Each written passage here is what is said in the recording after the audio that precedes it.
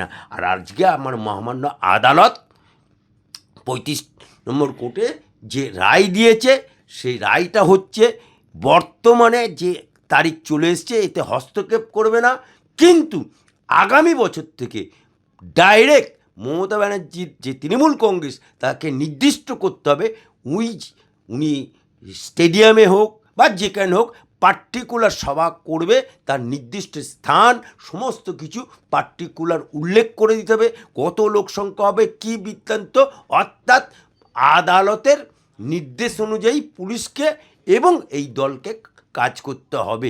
কিন্তু এটুকু বলে দিচ্ছি, এবারের 21শে জুলাই শেষ মমতা ব্যানার্জির বিদায়ের ঘণ্টার 21শে জুলাই।